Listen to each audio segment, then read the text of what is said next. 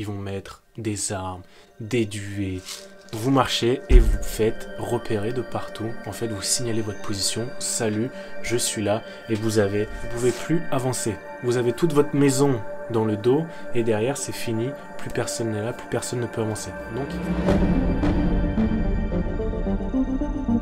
salut la résistance, j'espère que vous allez bien. Dans cette vidéo, on va voir les 3 plus grosses erreurs que les gens font lorsqu'ils préparent un sac d'évacuation. Vous allez voir, la dernière erreur est selon moi la pire. Vous pouvez directement aller la voir ou vous pouvez regarder les 2 autres avant. Déjà, une très grosse erreur que les gens font, c'est un manque de priorisation qui va découler sur plusieurs petites ou grosses erreurs. Première erreur, c'est d'avoir un sac qui est trop lourd, trop chargé. On est trop ambitieux quand on le fait. Encore une fois, ça va dépendre si on le met dans la voiture ou s'il faut le porter sur le dos. Mais la plupart des gens vont mettre beaucoup trop d'équipements inutiles lors d'une évacuation. Ils vont mettre des armes, des duets, trop d'alimentation, trop de trucs inutiles, des systèmes de filtration d'eau.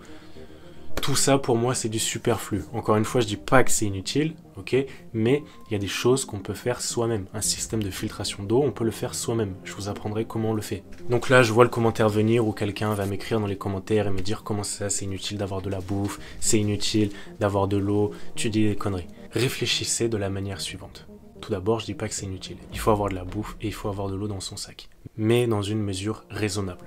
Si jamais vous avez un kebab ambulant dans votre dos, que vous avez un frigo voilà, derrière et que vous le portez, ok, vous avez un garde-manger pour une semaine, un mois, déjà il faut le porter, ok. Et le jour où cette ressource est à sec, épuisée, qu'est-ce que vous allez faire? Si vous n'êtes pas en mesure de filtrer de l'eau par vous-même, hein, d'un marigot, d'un truc bien pourri, que vous ne savez pas filtrer de l'eau, que vous ne savez pas identifier les plantes comestibles et savoir manger ce que la nature vous offre, ou bien simplement d'aller faire un raid, hein.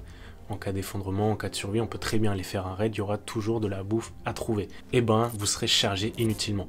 Par contre, d'avoir des munitions dans votre sac en trop, je pense que ça, c'est pas une mauvaise idée. Et pour le coup, ça, eh ben, on peut pas aller chercher du 9 mm ou du 12 dans la nature, ça pousse pas sur les arbres. Voilà, parenthèse faite. Typiquement, on a un sac qui fait entre 20 et 30 kg sur le dos et on ne s'est jamais habitué à marcher avec. Donc derrière, on a un poids d'âne mort sur le dos et on va faire 1-2 km derrière, on est claqué. On ne peut plus respirer, on est essoufflé, on a des douleurs au niveau des trapèzes et la plupart des gens ne sont pas préparés à ça. Nous, quand on était à l'armée, on l'a découvert. Quand on a un sac qui fait 20-25 kg sur le dos et qu'on doit marcher 10 bornes avec, ça peut être une évacuation typique lors d'un effondrement vers votre point de ralliement.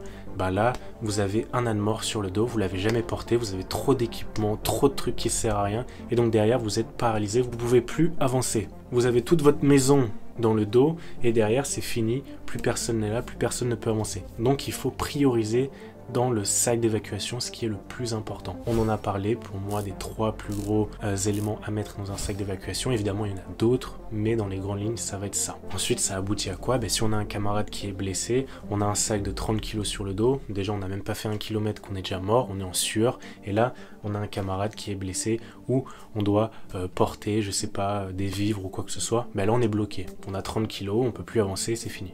On a le manque d'équilibre du sac. Donc là, typiquement, les gens vont faire leur sac, ils vont pas savoir comment le préparer et donc derrière, le sac va être déséquilibré.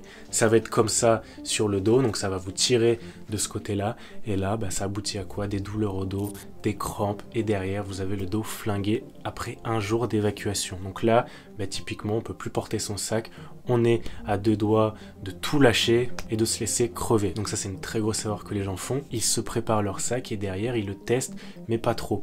Ils vont le tester sur 10 mètres, 20 mètres, ils vont marcher avec et là, derrière, le sac, il penche à gauche. Et sur la durée, on s'en rend compte, c'est un enfer. Je peux vous garantir que quand votre sac est déséquilibré, vous allez marcher 3 km avec et derrière, vous en pourrez plus, ok? Et là, vous allez faire quoi? Vous allez refaire votre sac en pleine situation de crise. Donc vous refaites votre sac sur la route, rien n'est fait, c'est un coup à perdre du matos, à oublier des choses et donc derrière c'est l'enfer. Ça aboutit à quoi également? Un sac qui est déséquilibré. La plupart des gens, ce qu'ils vont faire, c'est qu'ils vont mettre les éléments dans le désordre, c'est-à-dire qu'ils vont mettre le duvet au-dessus, ils vont mettre la radio au-dessus et tout ce qui va être impératif et nécessaire dans l'immédiat, la bouffe, les cartouches, les munitions, l'eau, etc. Ça va être au fond. Ça va être au fond parce que le sac fait plus beau, fait plus rangé, mais derrière quand vous avez besoin de flotte, ben, vous défaites tout votre sac en entier, vous allez prendre dans le fond du sac votre bouteille d'eau, et là, vous remettez tout par-dessus. Vous perdez un temps fou. Et derrière, quand on est en situation difficile ou en situation de crise, on n'a pas le temps de se permettre de refaire son sac, de le refaire, de le déballer, de le refaire. Et donc du coup, c'est l'erreur que je vois, mais les gens qui vont mettre typiquement un duvet tout au-dessus de leur sac. Voilà, ils vont mettre le duvet au-dessus et derrière, est-ce que vous pensez réellement que vous allez prendre votre duvet et vous installer toutes les heures ou toutes les demi-heures? Non, vous aurez besoin d'eau, de bouffe, vos munitions, la radio éventuellement. Et donc du coup, je vous ai fait un petit schéma sommaire, mais qui vous permettra de visualiser la priorisation des éléments à mettre dans un sac d'évacuation.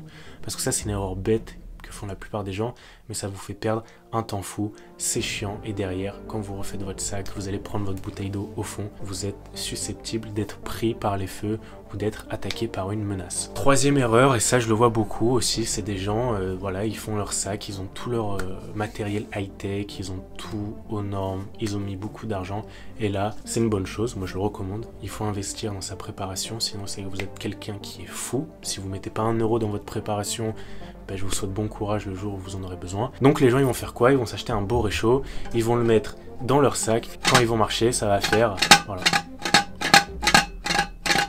Ils vont avoir le réchaud. Après, imaginons que votre arme de défense, ben, c'est du airsoft. Vous avez vos billes, et là, vous marchez et vous faites repérer de partout. En fait, vous signalez votre position. Salut, je suis là, et vous avez ça dans votre sac. J'abuse un peu, mais c'est l'idée, ok? Donc quand vous préparez votre sac d'évacuation, tout ce qui est susceptible de faire du bruit, de la friction, des frottements, et ben ça, il faut faire en sorte, même pas de diminuer, il faut supprimer ce bruit-là, parce qu'on va être le plus discret lors d'une évacuation, que ce soit la nuit, la journée. Voilà la résistance, j'espère que vous avez apprécié cette vidéo, lâchez un commentaire, lâchez un like et abonnez-vous. Il y a beaucoup de gens qui sont pas abonnés, qui regardent les vidéos, abonnez-vous, et je vous dis à très bientôt, ciao!